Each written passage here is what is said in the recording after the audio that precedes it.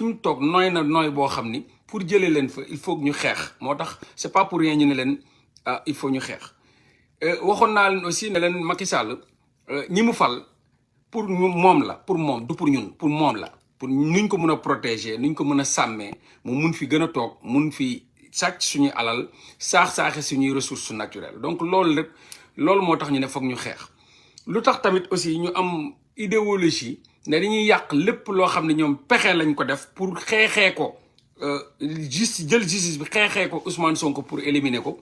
donc ñun ci trajectoire boobu lañ nekk mooy lu ma leen di wax ne leen sama xeex suba ñu bëri suba lañ koy comprendre dana nu daal di Bibson doon wax naan bu subaa ngay comprendre man je me dis que li may xeex bu subaa ngeen di comprendre donc il faut ñu xam ñi ñu amal affaire ñi amal affaire ay xaj lañ yoo xam ne pare wuñ pour reculer ay xaj lañ yoo xam ni loo bu dee ay preuve rek preuve yu ñu fi teg yëpp mu nekk ay preuve yu yàlla seede ni ay preuve yu baax la Ousmane Sonko teg ko fi ñoom changé nañ preuve yooyu donc loolu moo tax tey ma génne leen réquisition bi tey pour wan leen ni lii la Ousmane Sonko nar a dem fekk ji foofu lii lañ nar a liir ñoom lépp changé nañ ko lépp def nañ ko ba procureur bi signé tamponné moom laa leen indi lu tax ma ne nag c'est estampillé privé parce que comme nu ma koy yàgg defee rek ay information yu may indi yu bëri nit mënu ko wax Sénégal malgré que dina am ñu ko am parce que c'est en fait c'est ñu koy waxee c'est confidentiel man nag yàlla def na am na je suis bien réseauté je suis très bien réseauté ni ñu continuer woon nag ni ñu doon def rek laay continuer di def ak yéen mooy dem jëli ay information indi léegi nag comme ni ma leen ko waxee man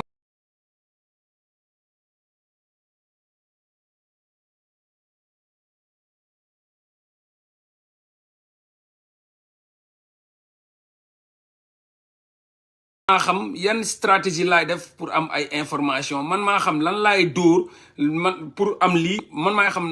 des fois bu laajee maanaam ma dugg sur du faux pour avoir du vrai parce que yàlla moo wax loolu nee na ci lëndëm laa bind ci lëndëm génne naa ci leer génne naa ci lëndëm donc des fois c'est comme ça dañuy maanaam di dugg foo xam ni pour mun a am lii donc loolu ça dépend ci xeex bi toll nañu foofu suicide individuel pour une résurrection collective la bu laajee ñu dee pour ñeneen ñu dund dañ koy def bu laajee ñu doon sondel pour taal leeral ñeneen ñi ñu xuus dañ koy def donc si stratégie boobu laa nekk di doxee parce que dama ne lépp li nga xam ne ñoom pare nañ ko pour assassiner ko Sonko jour procès ba parce que nee naa leen bu dëkk bi doon tàkk sax gars yi dinañ yóbbu Sonko procès loolu waxoon naa leen ko ne leen c'est pas parce que dañuy yóbbu Sonko que dëkk bi du tàkk mais bu dëkk bi doon tàkk sax gars yi ay bukki lañ pare nañ pour yóbbu Sonko par la force doole mbaam donc maanaam waxoon naa leen ni dinañ taal dëkk bi mais moment boobu ñoom dinañ encercler tribunal bi fexe ba kenn du fa dugg ñoom loolu moo leen nañ taal fépp ñoom tribunal bi de toute façon Sonko moom mun ñu fa dugal dara du ko fa génne donc ñoom nee nañ dañuy def procès par A ou par B donc comme ñoom dañuy def procès te dañu am ay armes yuñ ne dañ koy reyee Sonko man armes yooyu laa jóg ne dama koy génne ak par tous les moyens balaa ñoo yegg sa procès boobu man dama war a yàq procès boobu man loolu laa gëm te ci loolu laay dox donc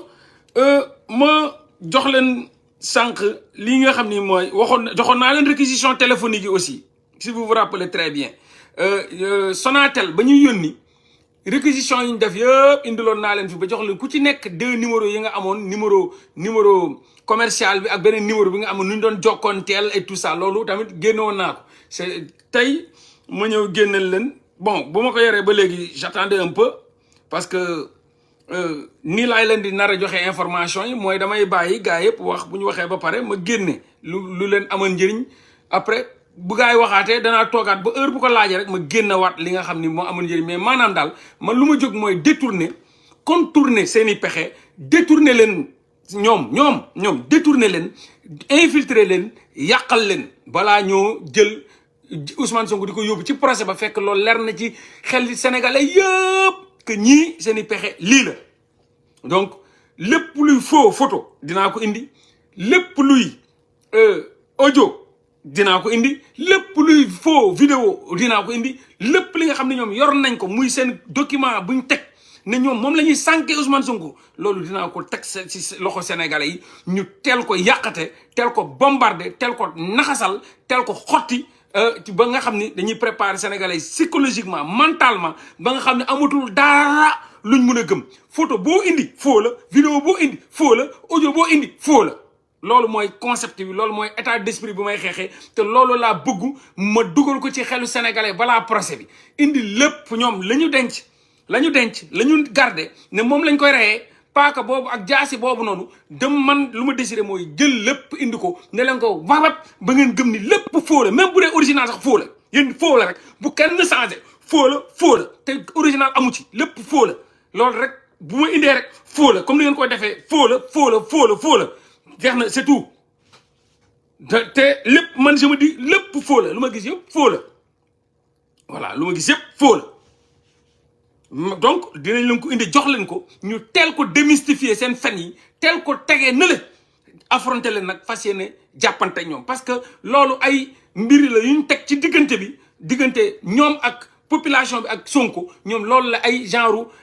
affaire yu ñu teg la yoo xam ni man bugguma sénégalais ñëw di ko sauter di ko tëb di daanu donc il faut ma effacer loolu noonu maanaam barrière yooyu ñu teg ci diggante Ousmane Sonko ñoom ak ñun ak Ousmane Sonko barrière yooyu yëpp laa ko pousse barrière yooyu yëpp naa ko daane pour sénégalais mun a xuus calmement et ba yegg ci li nga xam ni kenn du leen ci sonnal et moom mooy garsa boobu noonu. donc encore une fois ba pare ñu am tamit lu ñu wër ni ñoom la ñuy pexe yor nañ ko te comme nu ma leen ko waxee dinaa leen indil. lépp incha allah bu soobee suñu borom subhaanahu wa taala dara dootu fi nëbbooti lépp dina leer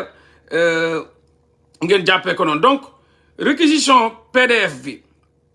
ngeen concentré wu sama gars yi stay focus comme ni ma leen ko waxee après la récréation nag dañuy commencé nag delloowaat ci liggéey bi loolu li fi amoon yëpp ay récréation la coow li fii lii laa mais loolu garaawut loolu lépp man nu ma leen ko waxee rek faites-moi confiance seetaan leen ma. bu leen sonn ci samay mbir seetaan leen ma après lépp dina leer donc ay procureur bandi lañ yore comme Amady Diouf lan moo tax loolu sax Sonko posé wu na question boobu nee na lan moo tax ñu indi leen preuve yëpp ngeen osé jël dossier bi yóbbu ko chambre criminelle lan moo tax loolu waxoon naa leen ko te maa ngi doog a gis macha allah gars yi dem tribunal gis lépp lu ma leen waxoon ne am na ay barbelé électrique buntu yi defaraat nañ ko biir salle bi defaraat nañ ko préparé nañ aussi ñi war a juger Sonko lépp préparé nañ ko donc pour sànq Sonko te ñoom benn élément lañ yor ne élément la te man nee naa ay fen la te naa leen jox élément boobu noonu mooy vidéo boobu ñu wax dinaa leen ko indil avant procès bi dinaa leen ko indil mois de mars dinaa leen indil vidéo boobu noonu te di ngeen ko seetaan benn lañ am ñoom benn vidéo lañ am te boobu vidéo bu faux la te man dinaa leen ko indil kooku moom je vous le promets kon toog leen xaar ma comme nu ma leen ko yàgg promettre rek lépp la am dinaa leen ko indil incha allah di ngeen ci jot te lépp lu lëndëm ci xel yi dina leer bu soobee yàlla suñu borom subhanahu wa taala waaw. léegi nag procureur ba jël na mbir yi def réquisition définitive lii mooy réquisition définitive lu ma leen won léegi boo leen liiree da ngeen koy gis cour d'appel de Dakar tribunal de grande instance hors classe de Dakar parquet du procureur de la République réquisition définitive aux fins de mise en accusation à la chambre criminelle de renvoi en chambre criminelle donc renvoi à chambre criminelle li nga xam ne document ba ñu jël jox ko yóbbu ko chambre criminelle pour ñu juger Ousmane Sonko document boobu laa leen ñëw jox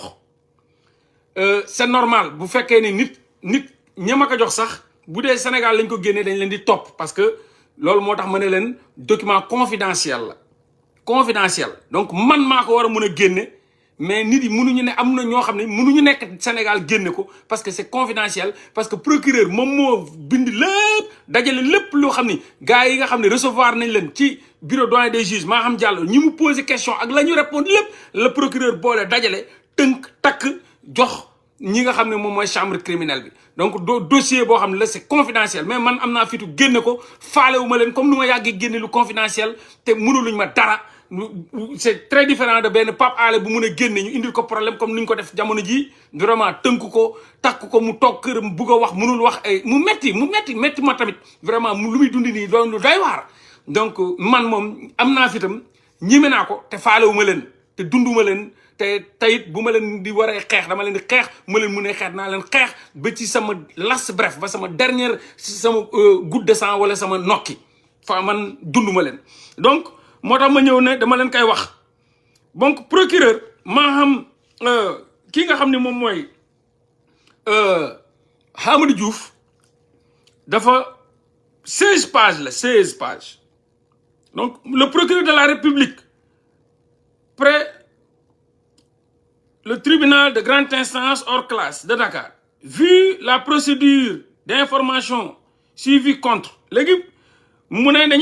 dañoo topp Ousmane Sonko né le 15 juillet 74 à Thiès expert fiscal domicilié à la cité Kër Gorgui villa R17 deuxième ku ñu inculpé te di ko topp moo Ndeye Khady Ndiaye né le 13 juillet 1988 à Kaolack Domar et de Anta Diagne gérante de l'institut de beauté Suite Beauté Spa domicilié Sacré-Cœur 3 inculpé de viol et de menace de mort d'incitation à la débauche de diffusion d'images contraires aux bonnes mœurs et de complicité de viol. Deuxième, CG du 8/3/2021, CG du 3/3/2021. Vu l'ordonnance de soit communiquée en date du 30 décembre 2022, etc., etc. Donc, dañuy dem ci li nga xam ni Maham Diallo ñi mu recevoir ñëpp lu ñu wax ak lu ñu bind. wax naa leen ni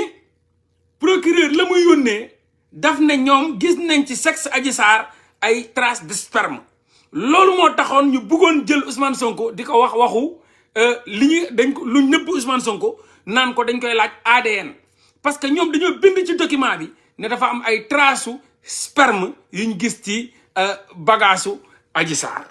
te donc ñun lu ñuy wax ci mbedd bi ak ñoom pexe yu ñu nar a def ci tribunal ba bokkuñu la ñu takk ba tënk ko ne moom la ñuy sànkee Ousmane Sonko ak ñun la ñuy wax bokkuñu donc il faut ñu génne leen document yi nga xam ni ñoom moom lañ jógte pour mun a ne dañuy sànk Ousmane Sonko ci ay fen ci ay kàcc ci ay waxu naxasa xandang malgré li fi am yépp te ñu gis ko te muy dëgg ñu teg ci suñuy bët ñoom ñu ñëw bu ko contourner indiwaat leneen donc mu ne le 2 février 2021 Adji Sarr a saisi la section de recherche de la gendarmerie nationale d'une plainte pour viol et menace de mort contre Ousmane Sonko. Elle a expliqué dans sa plainte être employée dans un salon de beauté dénommé Suite Beauté 6 à Sacré-Cœur 3 où Ousmane Sonko avait l'habitude de venir pour des séances de massage. Elle a soutenu qu'à la fin des séances comme ñoom lan la ñuy wax tamit aussi si seen pexe nee nañ Ousmane Sonko dafa ñëw maintes fois nee nañ Ousmane Sonko dafa ñëw maintes fois Suite Beauté ba munul xam sax ñaata yoon la fa ñëw nee nañ bu fekkoon Ousmane Sonko dafa ñëw Suite Beauté 2 fois ou 3 fois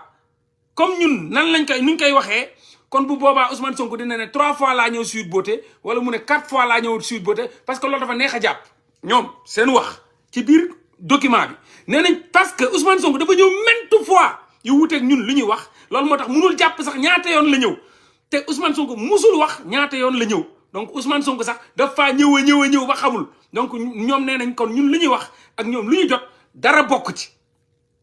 donc da ngeen fen yooyu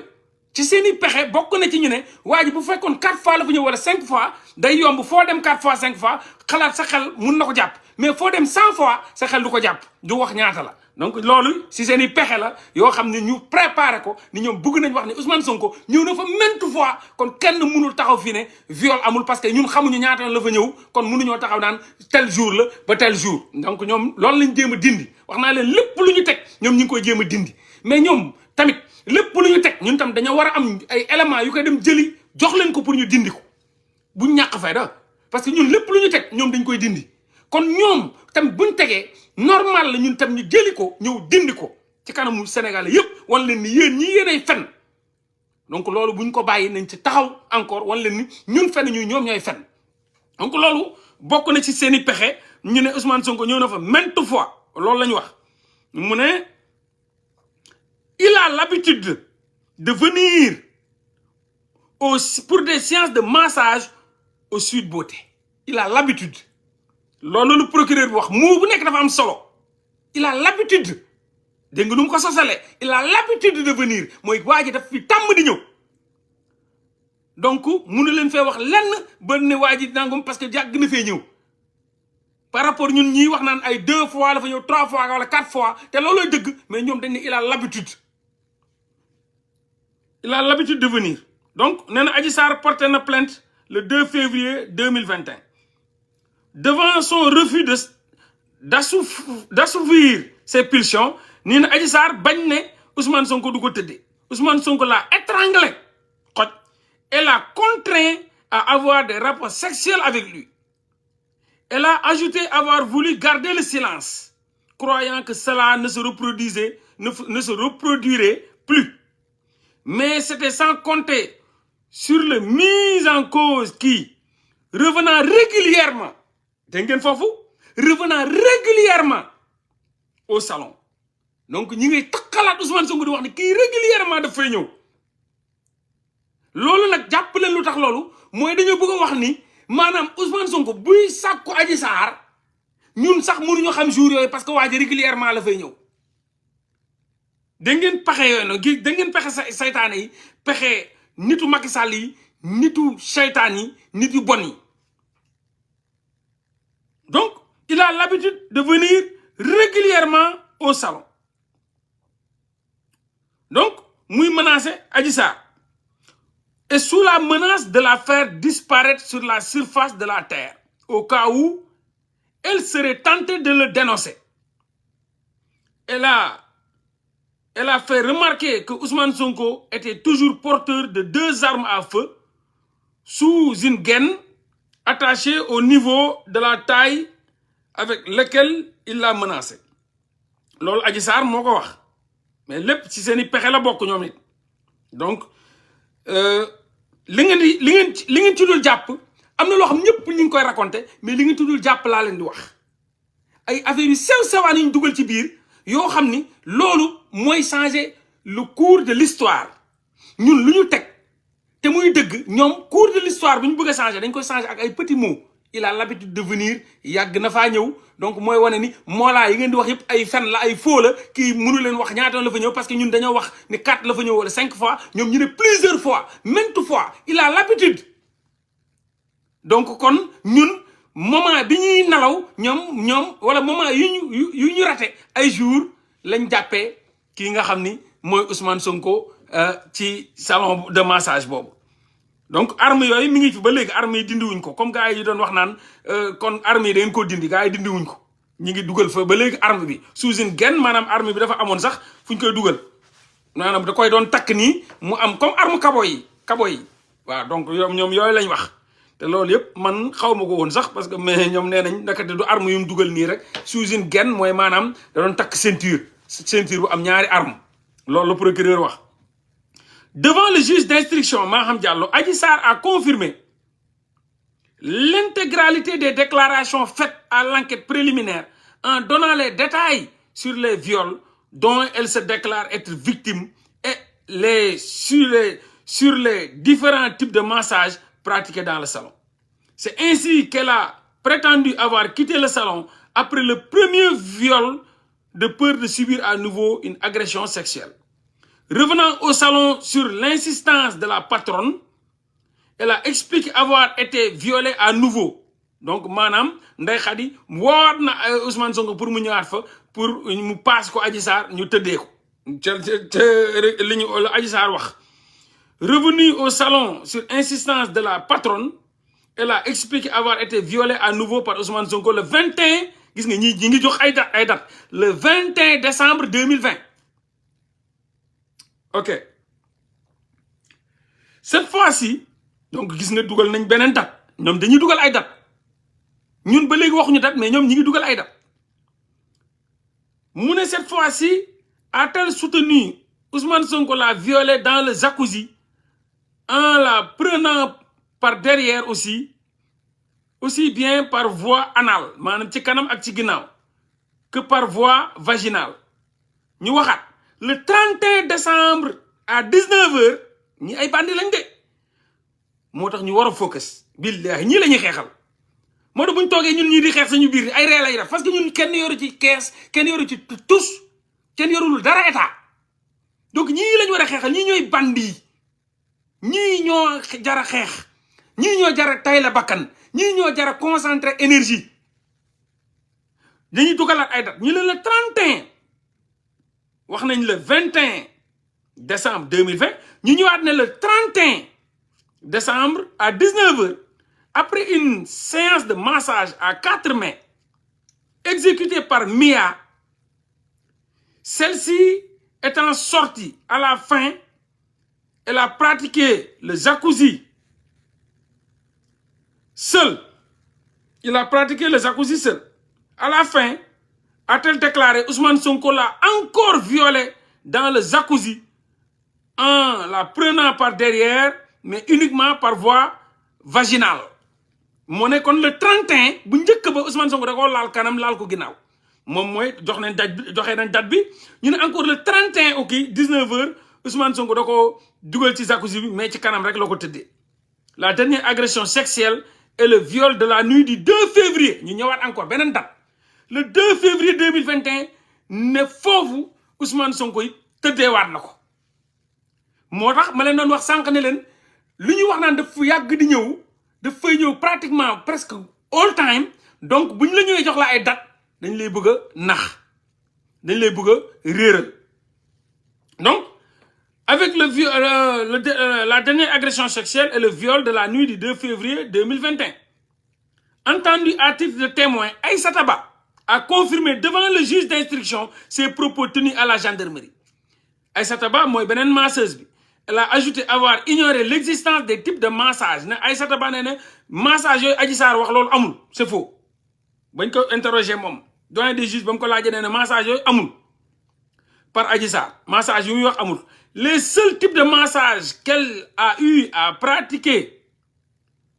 sont le tonifiant les 4 mains et le gommage du corps nee na loolu moo am foofu moom Aïssata Ba loolu la wax donc moom loolu la wax dem yoonam lii la Aïssata Ba wax nee na moom xamul massage yi Adji Sarr di wax ay corps à corps xaw ma yu ñu koy waxee ay corps à corps ay xaw ma lan ay genre yooyu daal man xaw ma massage yi vraiment donc moom Aïssata Ba moom waxul viol amul waxul ñoom moom li ñu ko laaj rek mooy est-ce que type de massage yooyu am na mu ne noo amul mais waxul kii am ñu laaj Sidi Mohamed Mbaye à son tour a maintenu devant le magistrat d'instructeur ces déclarations préliminaires. Il a expliqué en outre que lorsque Adji Sarr lui a demandé de la conduire à l'hôpital, il a fait appel à l'avocat maître Pape Samba Sow. Muy Gabi Sow. Ce dernier, à son tour, a remis son numéro au médecin Alfousseynou Gaye, qu'il a appelé avant de venir le prendre chez lui. Avec le médecin, ils sont allés chercher Adji Sarr. moom la leen gis ngeen il faut ngeen xam lépp moom la leen ñoo gars yi billahi moo tax gars yi may leen ma tuuti rek lépp laa leen di indil yàlla bu ci cat dugg waaye yàlla bu ci cat dugg yàlla bu ci cat dugg man fu ma dugg dafa tàng jër te dama xam fu ma dugg dafa tàng jër pas ci yéen ci ñoom dégg ngeen Hélène Gaye lu mu leen wax ne leen ci télé ne docteur Alfousseynou Gaye waxul dëgg moom moo ñëw jël si Adji Sarr docteur Alfousseynou Gaye nee nañ yóbbuwuñ ko ci Adji Sarr moom moo dem jëli Adji Sarr te loolu la leen Gabriel kii nga xam ne mooy Hélène Gaye wax ci télé yi ñii ne dañoo jël Adji Sarr yóbbu ko fa donc li Hélène Gaye di wax da leen ko bàyyi xel tuuti parce que Hélène Gaye ci ay fen lay dox te mais fen yu muy dox noonu fen yooyu ay fenu gouvernemental la maanaam bu leen ko bàyyi xel pour déglu pour gëm ko mais dee leen ko déglu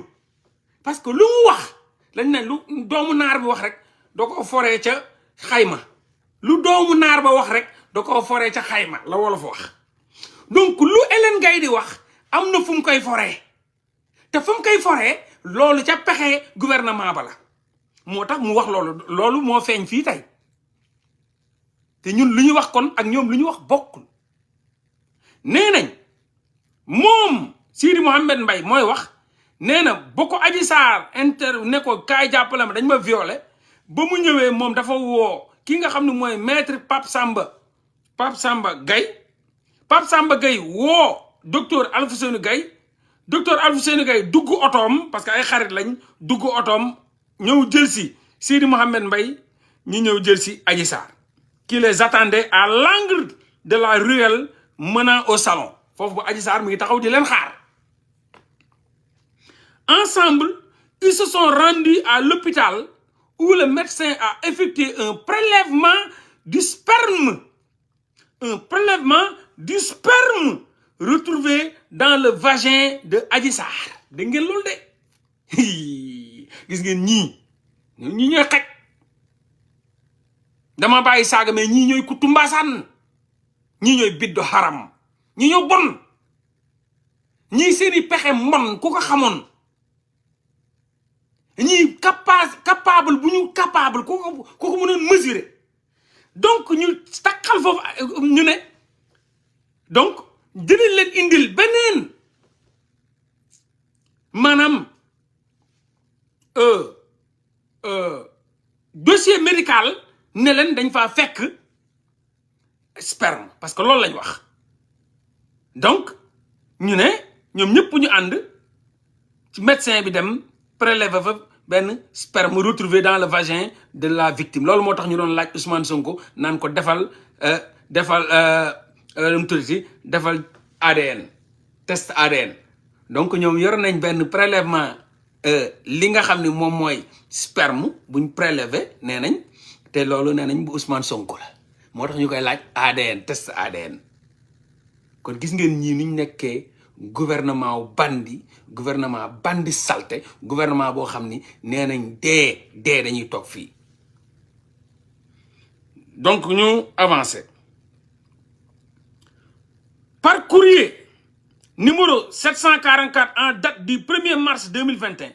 le président de l'Assemblée nationale a notifié au garde des Sceaux, ministre de la Justice, la levée de l'immunité parlementaire du député Ousmane Sonko après réception de l'édite notification bla bla bla bla bla bla bla donc mun ngeen ko gën a lire quoi dama leen di indil rek affaire salté yi ñu def ci biir inculpé d'incitation à la débauche de diffusion d'images contraires aux bonnes mœurs et de complicité de viol Ndeye Khady Ndiaye a contesté les faits donc Ndeye Khady Ndiaye lañ ñëw moom tam interroger ko